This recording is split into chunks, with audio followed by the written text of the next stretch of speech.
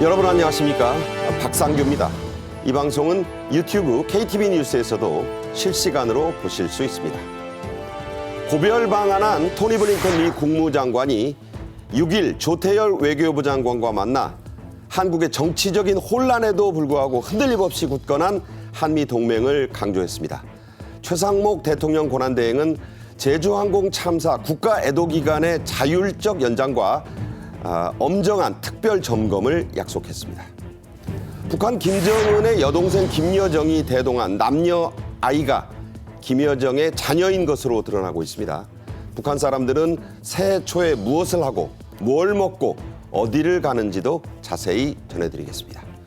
김상식 감독이 이끄는 베트남 대표팀이 동남아시아 월드컵으로 불리는 최대의 축구 대회를 6년 만에 재패해서 베트남 전국이 또 한 번 한국 열풍에 휩싸이고 있습니다.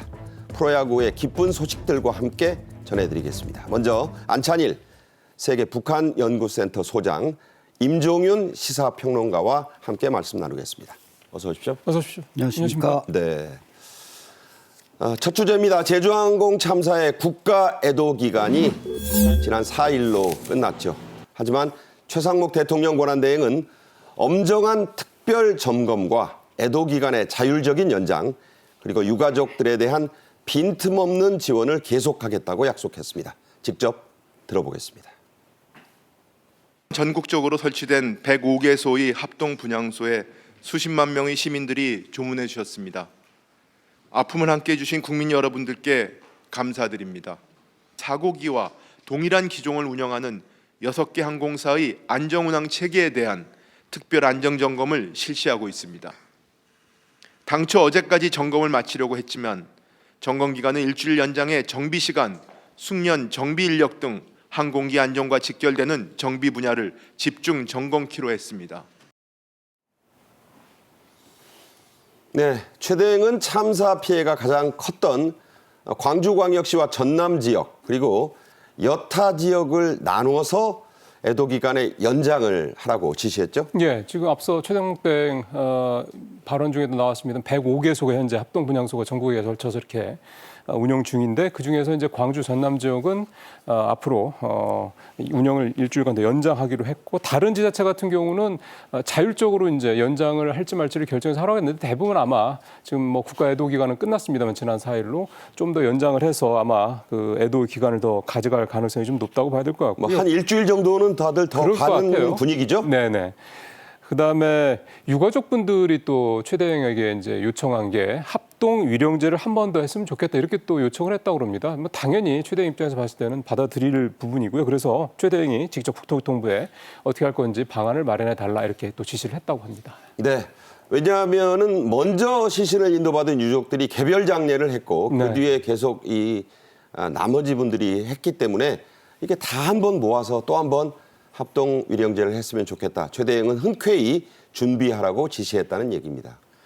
최상목 권한대행은 유가족 지원책과 사고 원인에 대한 특별한 점검 그리고 유가족을 조롱하는 이 악성 댓글들에 대한 수사도 아주 구체적으로 지시를 했죠? 예, 일단 지원 대책부터 말씀을 드리면 유족들의 국세, 이 납기 이거를 최대 2년 동안 연장을 해주고 그러니까 2년 뒤로 이제 연기를 해준 거죠. 그다음에 부가가치세도 환급을 빨리 좀 해주라 이렇게 얘기를 했습니다. 또 아무래도 돌아가신 분들 이제 이동전화, 휴대폰이 이제 끝났으니까 이거 사용할 수가 없으니까 이거 빨리 해지를 하고 그래야지 요금이 안 나오니까 이런 부분들 또 위약금 같은 게 혹시라도 있다면 이런 것도 전액 면제해주라 이렇게 지시를 했고 당연한 것 같아요. 당연한 말씀입니다. 또 유족들의 그 인터넷 이용 요금 등도 앞으로 2달간 면제해주다 이렇게 결정을 했습니다.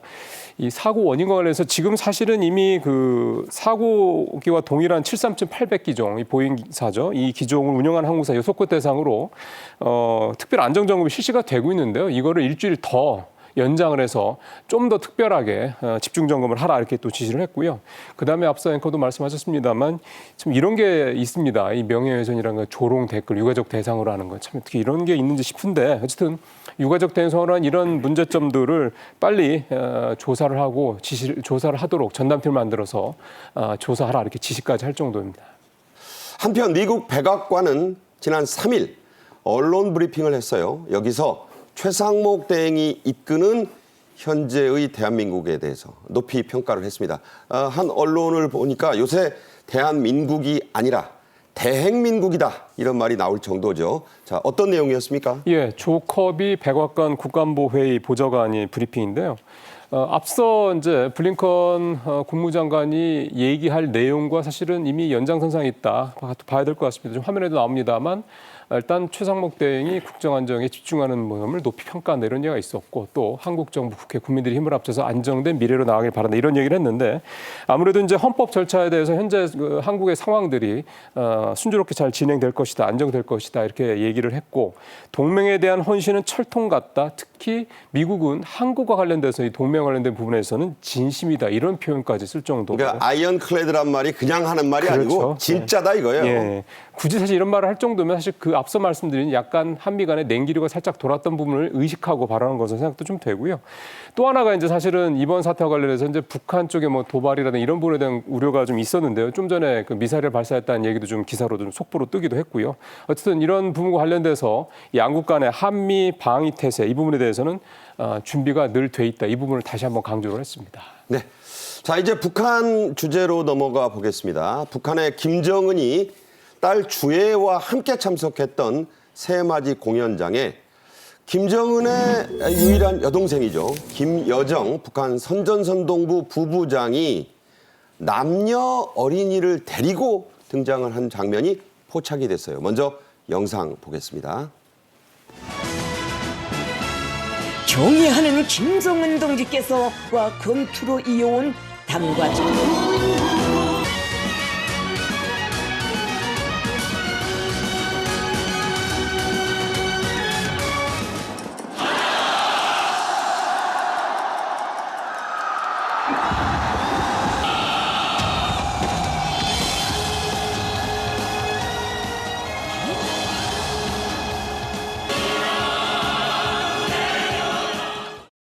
자, 방금 보셨지만 김여정이 털코트, 밍크코트 같아요. 이걸 입고 조금 어려 보이는 남자의 손을 왼쪽 손으로 잡고 그 옆으로는 조금 그보다는 키가 커 보이는 여자아이를 대동했습니다. 아주 짧은 장면이었는데 이게 포착이 됐어요.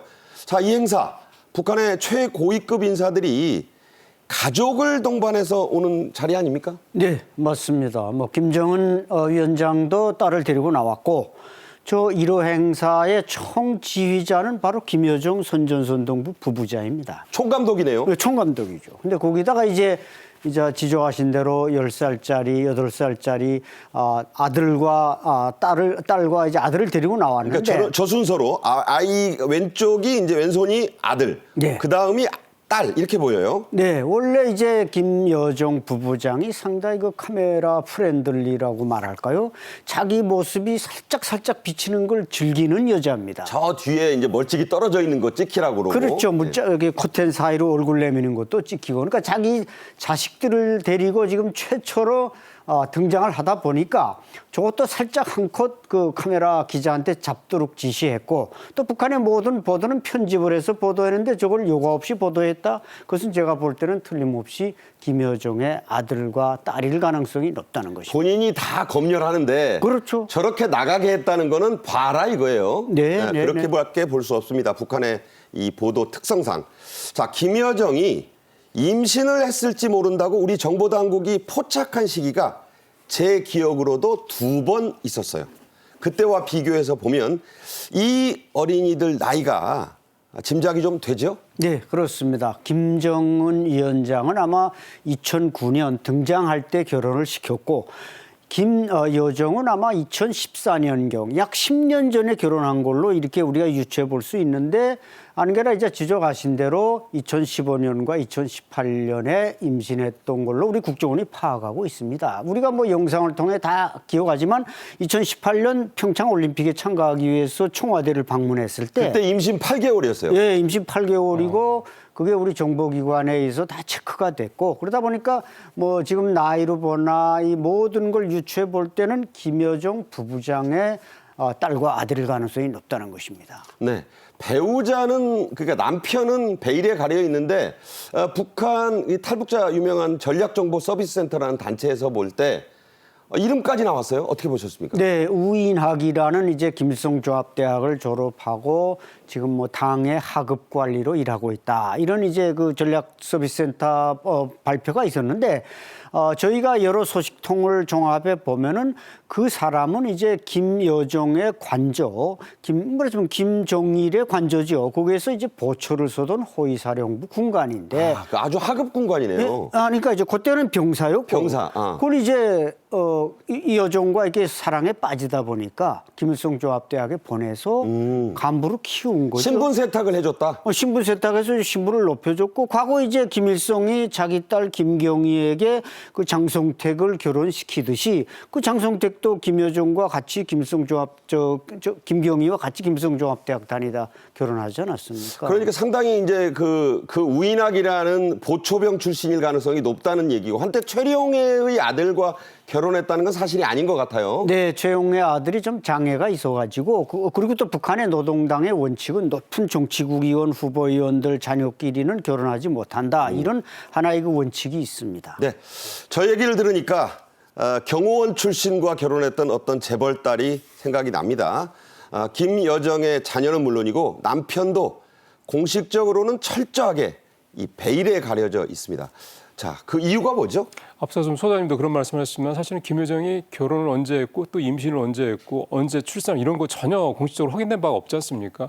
그게 2013년 그 김정은 위원장이 고모부 장성택을 이제 반역 혐의로 이렇게 처형했던 그런 부분들이 좀 뭔가 어떤 학습 효과가 있는 게 아니야 그런 생각 좀 들고요. 그때 그러니까 고모부를 네. 그냥 고사총으로 아주 총살했죠. 굉장히 충격적인 일이죠. 그러니까 그런 일이 벌어지다 보니 아무래도 이제 일테면 이런 최고 지도부 내에서도 가족들 간에서도 그런 부분에서는 상당히 좀 어떤 그 거리를 두고 격을 좀 지키고 자리를 이렇게 좀 두는 사이가 아니냐 그렇게 좀 볼 수가 있겠고요. 아무래도 이런 부분들이 이제 북한만의 특징적인 어떤 부분이라고 좀 볼 수가 있겠습니다. 네.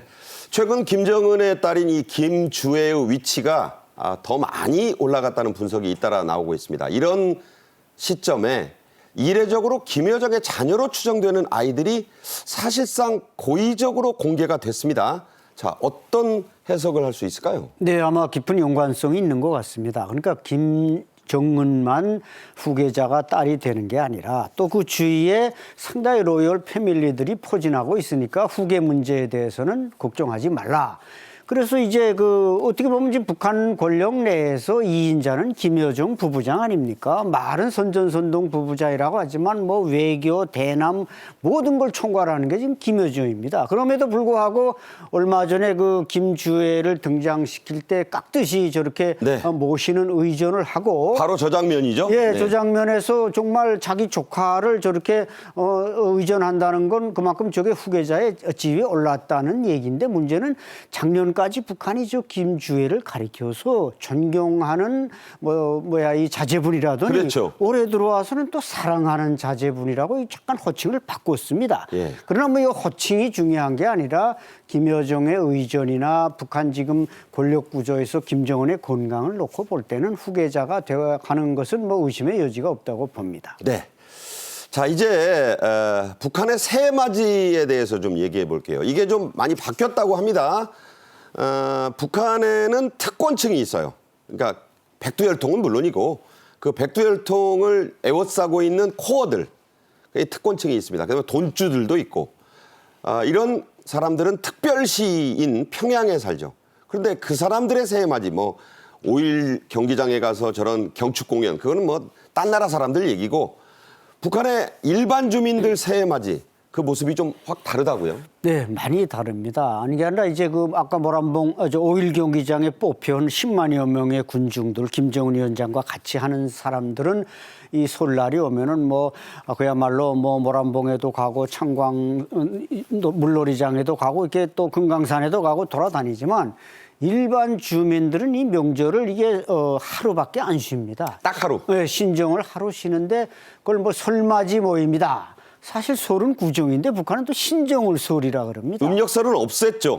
예, 없앴다가 지금 예, 다시 부활을 했는데. 형식상 부활했는데 그러다 보니까 그냥 명절날 돼도 그 좀 맛있는 음식 좀 차려 먹고 그다음엔 그 전에는 이제 좀 모욕도 좀 하고. 근데 평소- 목욕이 무리교에서 명절 때 거의 분기에 한 번씩 한다면서요? 네, 지방에는 목욕탕 시설이 건설은 돼 있지만 이게 난방 문제에서 물을 뜨거운 물을 공급을 못 하니까. 그러니까 보일러가 없는 거죠? 네, 보일러가 없고 다 모져 있고 하기 때문에 그냥 집에서 식구들이 교대하면서 가마솥에 물 네, 데워서 끓여가지고 펄펄 네. 끓여가지고 해결하는 그게 명절이죠, 뭐 북한에서. 그리고 이제 그러고 나서 새 옷하고 새 내복 입고 이제 음식 나눠 먹는 게 그저 명절, 그러니까 새해 맞이다. 그렇죠, 이런 말씀이 되네요. 네, 네, 네. 자, 그래서 목욕제계란 말이 정말 북한에서는 나온다고 합니다.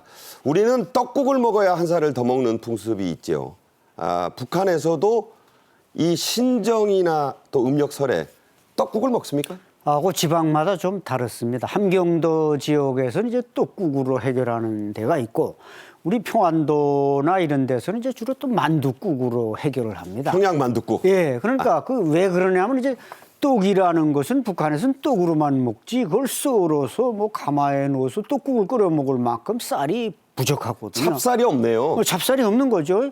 근데 이제 밀가루는 아무래도 요즘 뭐 러시아에서도 좀 들어오고 만두 하는 데는 밀가루야 뭐 그 속에 배추 좀 썰어 놓고 하면 되지 않겠습니까? 그래서 주로 이제 지방마다는 좀 다르고 그다음에 한 가지 더 먹는 게 이제 언반이라는 게 있습니다. 따뜻한 밥이란 거죠. 네, 따뜻한 국물에 밥을 넣고 거기다 이 빈대떡도 조금 넣고 근데 사실은 그것은 어떻게 보면 그 명절 때 먹다 나머지를 이렇게 섞어서 그냥 다 종합적으로 끓여 먹는 섞어 밥탕인가요? 썩어밥탕이라고 네. 표현하면 더 정확하지 않을까. 네, 제가 생각해 본 말이 그거예요. 네, 그래서 그거는 이제 배도 부르고 적은 양도 이제 많이 만들 수 있으니까 그래서 온반이라는 것도 좀 즐깁니다. 네. 요즘은 우리나라에도 이 북한식 음식점들이 많이 있고 저도 가보니까 뭐 개성 온반 이런 게 있어서 몇 번 시켜 먹어봤습니다. 별미더군요. 자, 이 온반이 많이 알려진 어떤 그 사유가 있다고 하는데 평양에서 먹는다는 온반 직접 한번 보시죠. 엄반은 도움밥에 녹두지짐, 닭고기, 버섯을 얹혀가지고 따끈한 고깃국을 부어서 만든 음식이라는 소리입니다.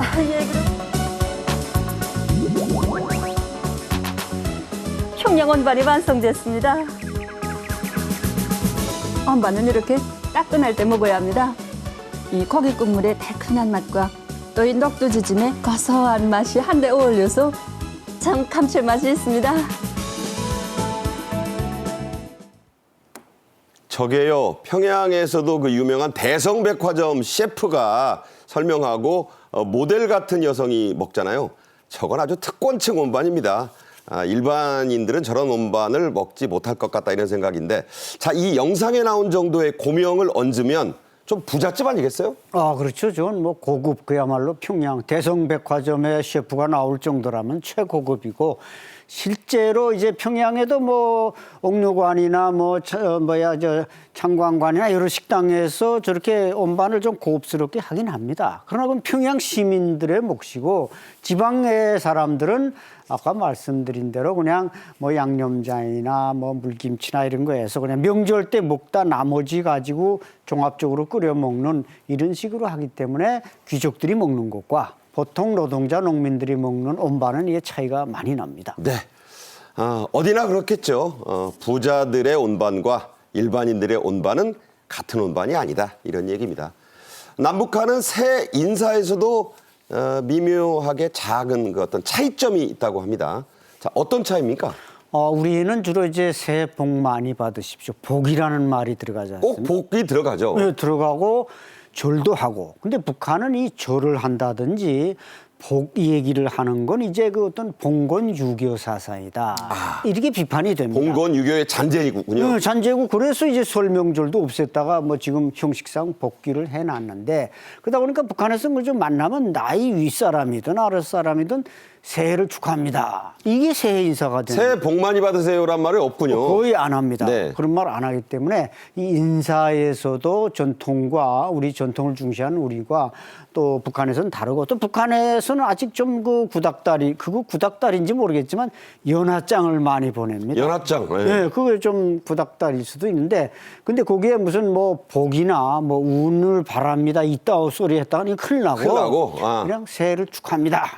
그림 멋있게 써가지고 그려가지고 이렇게 보내는 그런 관습이 있습니다. 세배도 우리처럼 풀로 이게 땅바닥에 머리 대는 게 아니고 방바닥에 그렇죠. 반절이라면서요. 예, 그렇죠. 이게 엎드리는 건 이건 일종의 그 절이라는 건 봉건 유교 사상이고 그것도 봉건 유교예요? 예, 그냥 깍듯이 새해를 축하합니다. 할아버지한테도 반절만 합니까? 반절만 하지. 노인들한테도 절대로 엎드려서 그건 죽은 사람한테 할 때만 그렇게 합니다. 할아버지 동무한테도 반절만.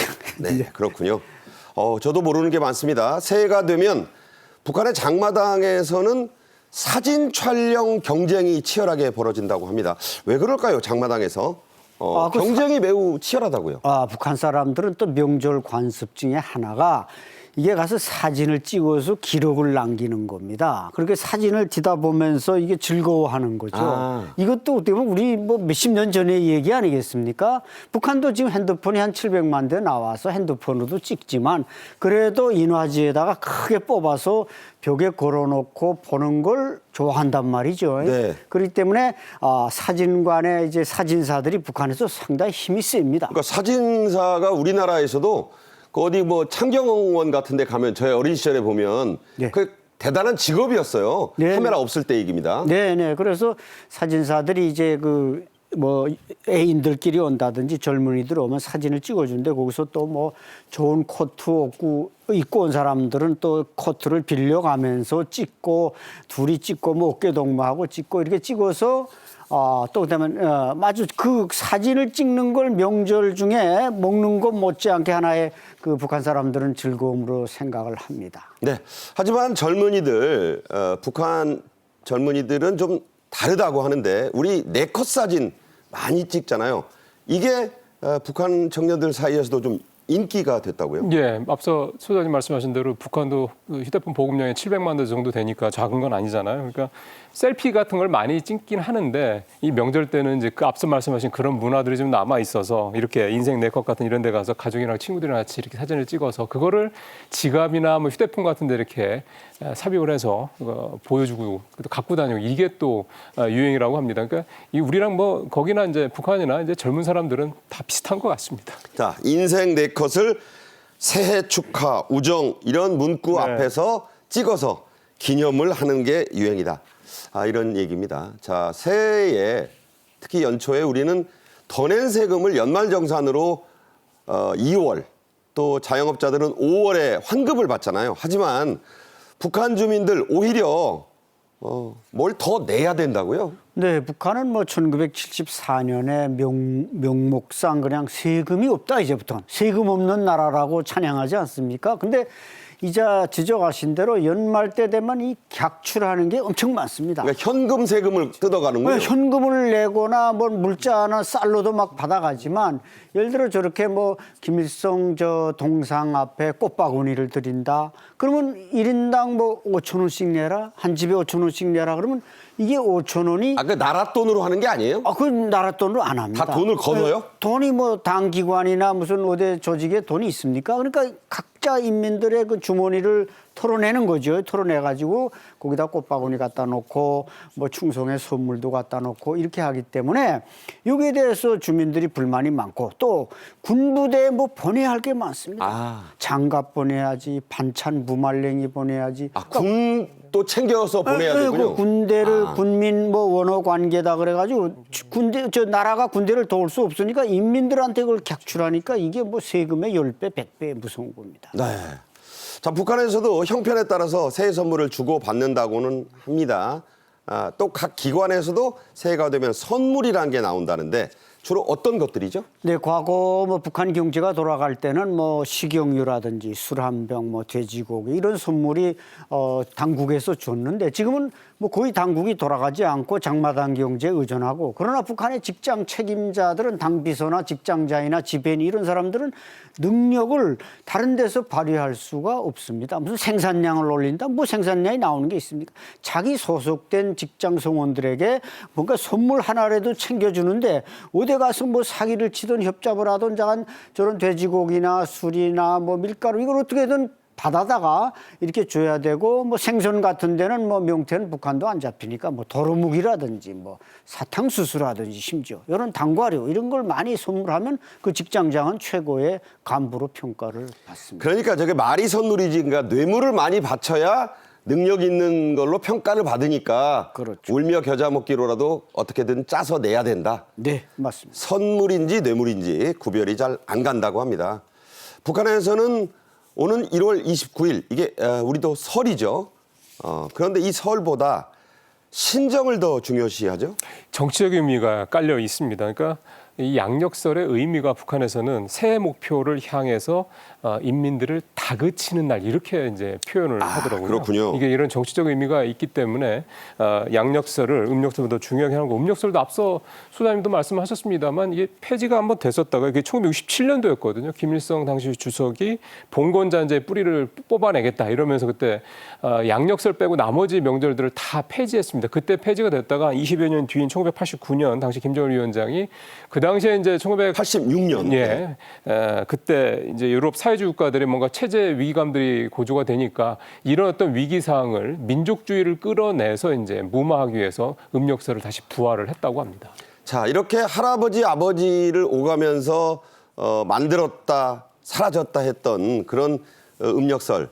그런데 이걸 북한 전문가들 사이에선 김정은이 다시 없앨 수 있다는 얘기를 하고 있다고 합니다. 자, 왜 그런가요? 임 의원님께서 말씀하셨듯이 이게 김일성, 김정일이 끌어냈으니까 김정은은 지금 김일성, 김정일 건 다 지운다. 태양절도 지우고 2.16도 지우려니까, 그리고 그중에 하나는 구정명절도 지우고, 올해 북한 달력에 1월 8일 김정은의 생일이 빨간 날로 안 됐지만 아마 내년쯤 되면은 적어도 빨간 날이 되면서 네. 저런 구닥다리들은 다 없애라. 그러면 아마 없앨 가능성이 높아진다는 그러니까 아버지 할아버지 지우고 예. 자기 생일을 이제 국정일로 하는 건가요? 네, 그렇죠. 그러다 보니까 과거 거는 덮고 새 것을 만든다. 이런 이미지를 주기 위해서도 사실 구정은 북한에서 그렇게 큰 의미가 없습니다. 네, 이제는 내가 다 북한을 장악했다 이런 의미로 읽힙니다. 네. 자, 안찬일 소장님과는 여기서 인사드리겠습니다. 고맙습니다. 감사합니다. 자, 박찬호, 류현진에 이어 미국 프로야구 메이저리그의 LA 다저스에 입단한 한국 선수가 또 나왔습니다. 그리고 박항서 매직에 이어 이번엔 김상식 매직이 베트남을 다시 한번 열광의 도가니로 몰아넣었습니다. 류현진, 최영우의 훈훈한 후배 사랑 소식도 함께 전해드리겠습니다. 먼저 영상 보겠습니다. KBO 신인 드래프트 히어로즈 내야수 김혜섭 선수를 1라운드로 지명했습니다.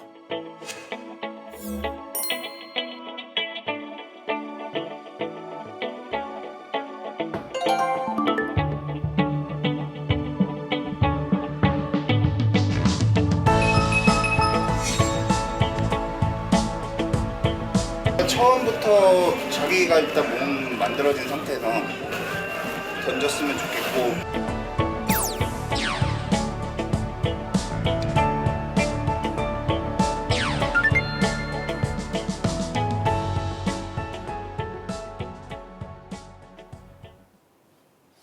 이번 주제는 최동호 스포츠 평론가도 함께하겠습니다. 안녕하세요. 예, 안녕하세요. 네. 자, 프로야구 키움의 김혜성 선수, 박찬호, 류현진의 계보를 이으면서 작년 월드 시리즈, 미 프로야구 챔피언 시리즈죠. 그 디펜딩 챔피언인 스타군단 LA 다저스와 계약했습니다. 계약 내용 어떤가요? 3+2년 계약이거든요. 3년은 기본 보장이고요. 이제 플러스 2년 옵션이 있습니다. 3년에 1,250만 달러, 그러니까 우리 돈으로 184억 원이고요. 플러스 2년 옵션이 발동이 되면은 총 금액이 2,200만 달러인데 324억 원의 계약을 했습니다. 그러니까 5년까지 맥시멈 갔을 때 최대 네. 5년이죠. 예. 자, 그리고 40인 로스터에 이름이 올라갔는데 저게 무슨 말인지 쉽게 좀 해주세요. 예, 로스터는 우리는 보통 엔트리라고 얘기를 하죠. 이 메이저리그에는 26인 로스터와 40인 로스터가 있습니다. 네. 26인 로스터가 바로 우리식으로 얘기하면 1군 엔트리, 1군 등록 선수거든요. 일진. 예. 네. 자, 그런데 약간 우리가 차이가 있는 게 우리는 한 구단이 팀을 운영할 때 1군과 2군을 같이 동시에 운영합니다. 근데 이 메이저리그는 마이너리그 팀도 같은 구단 소속인 것은 맞는데 마이너리그를 따로 운영하다 보니까 2군 팀이 별도로 운영이 돼요. 그래서 우리는 2군에 있는 선수를 금방 콜업해서 1군으로 올리지만 메이저리그는 마이너리그 선수를 올리는 게 쉽지가 않아서 조금 26인으로 확장된 개념으로 언제든지 올릴 수 있는 대기 멤버로 40인 로스터를 운영하고 있습니다. 네, 사실상 2군에 포함됐지만 언제든지 1군 진출을 눈앞에 둔 선수가 됐다. 이런 얘기입니다. 키움은 이정후 등 야수 5명 모두를 메이저리그로 보낸 최초의 국내 구단이 됐습니다. 이거 뭐 별로 좋은 얘기는 아니에요. 이런 선수들 다 뺏기기 때문에 좀 성적이 안 좋다 이런 평가도 있습니다. 키움에서 활약하던 김혜성의 모습 영상 보겠습니다. 프로 입단하고 야구를 하면서 제 핸드폰 노트에 적어놓은 게 있는데 제 야구 목표를 그거를 하나하나씩 이제 이루어 나갈 때마다 스스로 너무 뿌듯하고 그랬었던 기억이 있습니다. 어쨌든 이 히어로즈라는 팀에 오게 돼서 굉장히 감사하고 보고 배울 수 있는 게 일단 많았고 선배님들께 그리고 또 좋은 말씀 해주시는 코치님들이 너무 많았기 때문에 네, 여러분도 잘 아시는 이 LA 다저스, LA에는 에인절스가 또 있습니다만 이 다저스, 박찬호, 류현진이 맹활약했던 그야말로 전통의 명문이죠. 예, 그렇습니다. 우리 이 한국 야구 팬들에게는 이제 특히나 좀 친숙한 느낌의 팀이 바로 이제 그렇죠. LA 다저스죠. 자, 이 메이저리그에 총 30개 팀이 있거든요. 그 양대 리그인데 LA 다저스는 내셔널리그에서 이 메이저리그를 대표하는 명문 구단이라고 할 수가 있습니다. 내셔널리그 서부지구에 속해 있는데 이 내셔널리그에서는 이 샌프란시스코와 함께 라이벌을 형성하면서 메이저리그를 대표하는 팀으로 알려져 있고요. 더군다나 지난해 월드 시리즈에서 우승할 때 상대팀이 뉴욕 양키스였었죠. 그렇죠. 그 이 양키스, 최고 명문이었잖아요. 예, 양키스가 바로 아메리칸 리그를 대표하는 팀이고 내셔널 리그를 대표하는 이 다저스가 함께 월드 시리즈에 올라서 화제가 되기도 했습니다. 더군다나 이 다저스는 이 한국 선수들에 대한 친숙함을 갖고 있거든요. 말씀해 주신 대로 최희섭. 예, 최초의 박찬호 선수 대단한 성공을 거뒀고요. 그 이후에 최희섭 선수도 뛰었고요. 그리고 마지막에 류현진 선수가 또 크게 성공을 거두면서 우리에겐 굉장히 친숙한 팀으로 알려져 있죠. 네, 그래서 젊은 분들 국저스라는 표현까지 쓴다고 합니다. 국뽕의 그 국입니다. 김혜성은 다저스뿐 아니라 다른 4개 명문 구단에서도 콜을 받았어요. 구애를 받았죠. 그런데 돈을 더 많이 준다는 구단도 뿌리쳤다고 합니다. 이유가 뭐죠? 몇 가지 좀 추정이 되는 이유가 있죠. 일단 이제 많이 알려진 얘기로는 CAA 스포츠라고 미국 현지에서 이 김혜성 선수의 소속사가 있거든요. 근데 이 소속사가 오타니 쇼헤이 선수도 데리고 있어요. 그러니까 같은 소속사이다 보니까는 계약하기 전에 김혜성 선수가 오타니 쇼헤이 선수를 만나서 조언을 들었다고 하거든요. 네. 근데 이 정확한 조언의 내용이 뭔지는 알려지지 않고 있지만 짐작이 가죠. 네. 연봉도 중요한데 외국인 선수의 입장에서는 우선 적응이 중요하다. 이 다저스는 이 아시아 선수들을 많이 영입했기 때문에 아시아 선수들의 특성을 이해해 준다. 이런 얘기가 있었을 거고요. 또 하나의 강력한 추정은 외국인 선수 입장에서 적응이 중요하죠. 생활 여건도 중요합니다. 그런데 다저스의 연고지가 LA이고요. 이 로스앤젤레스는 우리 한인 교포들이 상당히 많이 있죠.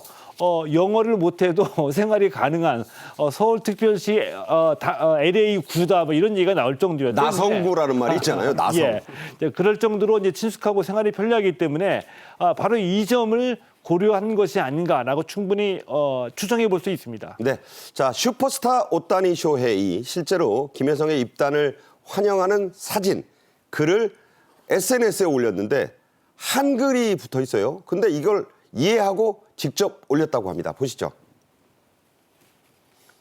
자, 이 내용을 보면 예. 상당히 오타니가 한국 사랑을 하고 있구나 이런 걸 느끼죠. 아, 예, 그렇습니다. 뭐 오타니 선수 본인이 직접 한국에 대해서 좋은 추억이 많이 있다라고 국민적으로 얘기를 했고요. 더군다나 뭐 따뜻한 이 품성으로 많이 알려져 있는데 이 자, 김혜성 저 사진이에요. 저는 저기 이제 시크로 준비되어 있는 줄 알았는데 어쨌든 on the move. 자, 이제 시작이야 이런 말이에요. 그러면서 김혜성 하면서 그 밑에 문구가 중요합니다. 천천히 나오네요. 뭐 나온 말로는 환영합니다, 친구야. 왜 안 나오죠? 저기 나오네요. 네. 예. 이제 한글로 환영합니다, 친구야. 보시는 이 SNS에다 이렇게 한글로 썼거든요. 저도 만약에 제가 이제 이 다저스에 있다고 한다면은 이 아시안 선수가 왔을 때 반가움을 표시를 할 것 같은데 그런데 의외로 경쟁자로만 인식하는 선수들이 많이 있습니다. 바로 이 장면에서 김혜성 선수의 계약이 체결됐다는 소식이 전해지자마자 곧바로 SNS에다가 환영합니다, 친구야. 우리식으로 표현하면은 친구야 반갑다 뭐 이런 느낌이겠죠. 자, 이렇게 환영 의사를 표시했는데 오타니 쇼헤이 선수의 어떤 그 따뜻한 품성 이 굉장히 좀 느껴지는 바로 그런 대목입니다. 네. 자, 오타니와 김혜성의 이 LA 다저스로 보면 대선배인 류현진 선수 얘기 좀 할게요.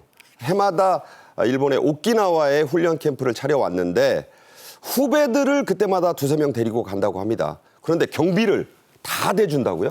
예, 지금 오키나와에서 개인 훈련하고 있거든요. 그런데 자신의 개인 훈련인데 이 팀 후배 장민재, 장진수 그리고 황준서 선수를 초청해가지고 이 숙식비를 모두 부담하면서 후배들과 함께 몸을 만들고 있습니다. 근데 올해뿐만이 아니고 메이저리그에서 활동할 때에도 한국에 와서 이럴 때 개인 훈련할 때 후배들을 초청해가지고 비용을 다 대가면서 같이 훈련을 하고 있는데요.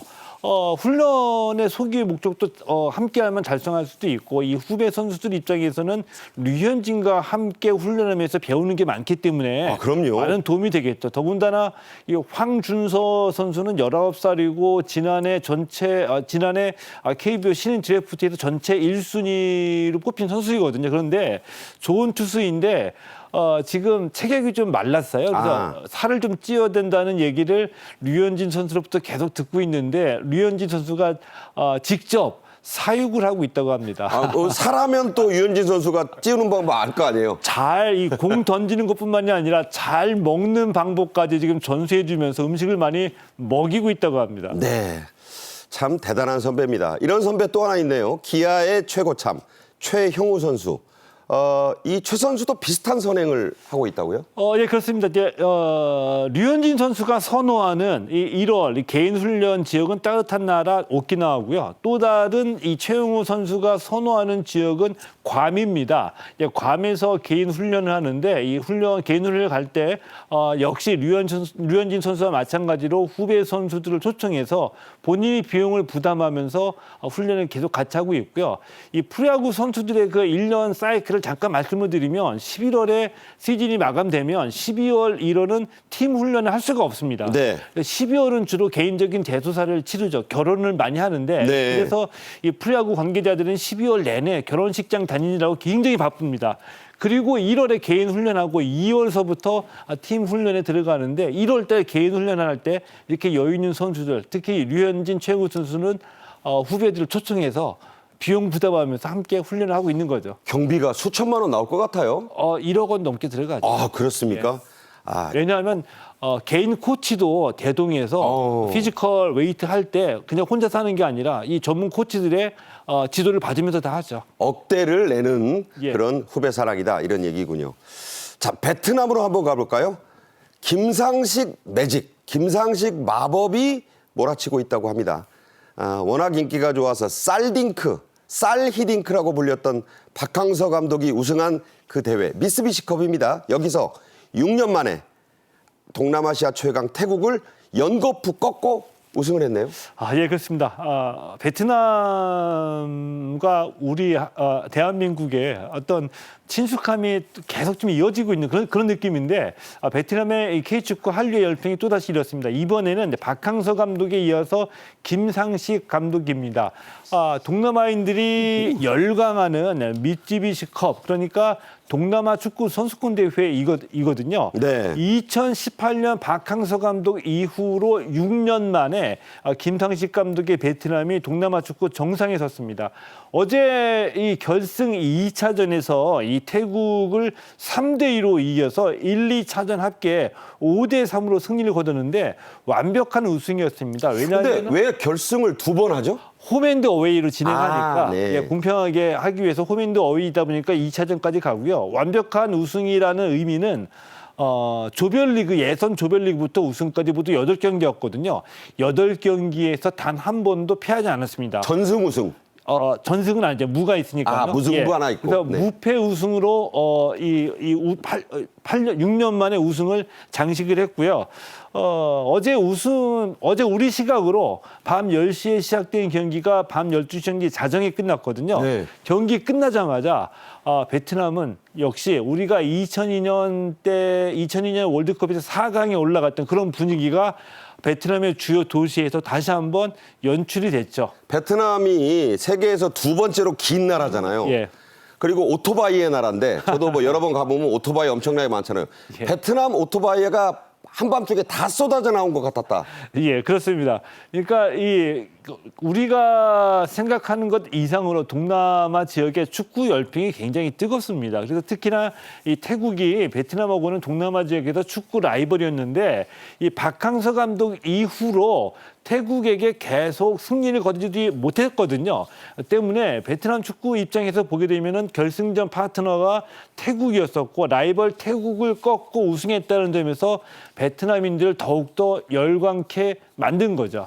자, 김상식 감독이 사실은 좀 이 1년 만에 데뷔를 이 감독을 맡았고 그전에는 성적이 좀 신통치 않았잖아요, 솔직히. 김상식 감독이 지난해 전북현대 감독으로 있다가 이 전북현대가 부진하게 되면서 팀에서 물러났죠. 그때는 이게 잘 못해서 물러났군요. 예, 그렇습니다. 그리고 난 다음에 1년도 안 돼서 다시 이제 베트남 감독을 맡게 됐거든요. 그런데 박항서 감독도 그렇고요. 이 박항서 감독을 베트남 축구와 연결시켜준 스포츠 에이전시가 있는데 한국분이 운영하는 스포츠 에이전시이거든요. 이분의 소개로 다시 김상식 감독이 베트남 대표팀 감독으로 추천돼서 영입이 된 겁니다. 네. 자, 그랬는데 이 박항서 감독이 좋은 훌륭한 성과를 거뒀지만 이 베트남 대표팀 감독에서 물러날 때 그렇게 아름답지는 못했어요. 왜냐하면 그렇죠. 베트남 축구가 동남아 축구 정상에 올라서면서 베트남 출신의 감독들이 그러니까 이 박항서 감독의 성과를 좀 흠집을 많이 냈죠. 이른바 텃세가 좀 있었네요. 맞습니다. 그래서 물러나게 됐고요. 그 이후에 다른 트루시에 감독이라고 일본 대표팀 출신 감독이 맡았었거든요. 유명한 유럽 출신. 맞습니다. 네. 그리고 난 다음에 결국은 다시 트루시에 감독의 성적이 안 좋았기 때문에 결국은 다시 돌고 돌아 또 유턴을 코리아. 했는데 네. 결국 선택이 다시 한국 감독이다라는 얘기고요.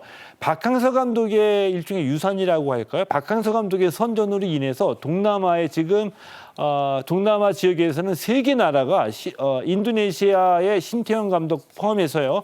라오스의 한준혁 감독까지 지금 동남아 지역에는 한국 감독이 3명이나 활동하고 있습니다. 네.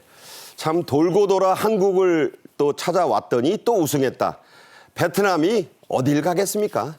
자, 한미 외교 장관이 함께하는 회담을 잠시 후에 전해드리겠는데 먼저 그에 앞서 국민체육진흥법 개정안이 국회 본회의를 통과한 소식을 좀 전해드리겠습니다. 이게 이제 정책적인 얘기에서 상당히 중요한 그런 내용인데 자, 어떤 게 달라지게 됩니까? 예, 지난 12월 31일에 국민체육진흥법 개정안이 국회를 통과했습니다. 개정의 주요 골자는 3개이거든요. 하나는 체육인들의 인권을 보호하겠다. 그리고 하나는 스포츠 산업을 진흥시키겠다고 또 하나는 스포츠 토토, 체육진흥 투표권인데요. 쉽게 말씀드리면 스포츠 토토입니다. 스포츠 토토를 공영화하겠다입니다. 체육인 인권을 보호하기 위해서 스포츠윤리센터의 권한과 기능을 좀 강화했는데 자, 우선 스포츠윤리센터가 사건을 접수하고 조사를 거친 후에 징계 결정을 내리게 되면은 징계를 경징계와 중징계로 구분해서 결정하겠습니다. 왜냐하면은 징계를 권고할 때 이 징계를 실제로 결정하는 곳은 이제 체육단체인데 체육단체에서 소음방망이 처벌을 하는 경우가 많이 있기 때문에 중징계 사안은 반드시 중징계로 처벌할 수 있게끔 경징계, 중징계 구분해서 결정하도록 했고요. 또 하나는 이의 신청입니다. 그동안은 체육계의 그 스포츠 인권을 보호하는 윤리센터의 결정에 관해서 신고인이나 또는 이 징계를 받은 대상자가 이의 신청이 없어서 재심의를 하지 못했거든요. 하지만 이 재심의 규정을 바꿔서 이의 신청 후에 재심의를 할 수 있게 했습니다. 또 하나는 스포츠 산업 진흥인데요. 그 앞서서 예. 제가 질문드리고 싶은 건 징계가 가벼운 거 무거운 거 있는데 그전에는 가벼운 징계만 있어서 중징계 조항이 따로 없어서 이걸 신설했는데 그렇다면 이게 좀 달라지는데 앞으로 체육계의 비리 이런 문제 그게 꼭 있어서가 아니라 있다면 이제 엄단할 수 있다 이런 얘기가 되나요? 그렇게 되는 거죠. 그러니까 예를 들면 이 윤리센터에서 이 중징계 사안에 해당하므로 징계를 권고한다라고 했을 때 실제 징계를 결정하는 것은 체육단체이거든요. 윤리센터는 권고만 하고요. 이 윤리센터의 권고를 받아들여서 체육단체가 징계를 줄 때 솜방망이 처벌에 그친다는 지적이 많이 있었습니다. 그렇죠. 이런 경우를 방지하기 위해서 중징계 사안에 대해서 중징계를 권고한다라고 결정하게 되면은 이 체육단체에서 이 중징계를 피할 수 없기 때문에 스포츠윤리센터 이 설립의 취지를 충분히 살릴 수 있다라고 하고요. 또 하나 결정적으로 권한을 강화한 것이 체육단체에서 권고에 불응할 경우에 예산을 제한할 수 있는 권한을 줬습니다. 네, 지금까지 정책 앤 이슈 전해드렸습니다. 시청해 주신 여러분 감사합니다.